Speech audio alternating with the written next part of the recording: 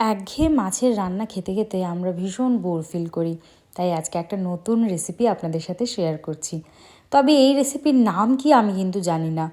আসলে একদিন মাছ ভাজাটা একটু অন্যরকমভাবে করতে গিয়ে এই রান্নার উৎপত্তি।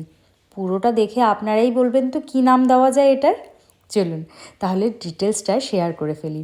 প্রথমে মাছগুলোকে ভালো করে ধুয়ে জলটা সোক করে নিতে হবে।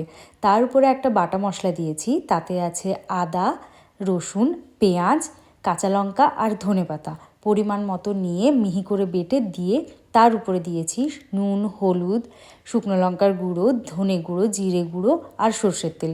ভালো করে ম্যারিনেট করে 1 ঘন্টার জন্য রেখে কড়াইতে সর্ষের তেল গরম করে একদম লো ফ্লেমে 5 মিনিট টোটাল 10 থেকে 12 মিনিট রান্নাটা করেছি। তবে এটা একটু কিন্তু হালকা কড়াভাবেই ভাজতে হয়।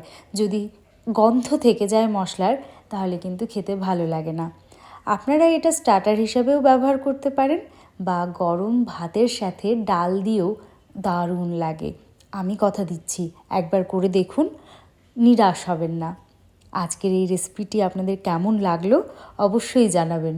চলুন আজ তাহলে এটুকুই, দেখা হবে আপনাদের সাথে নতুন একটা ভিডিওতে।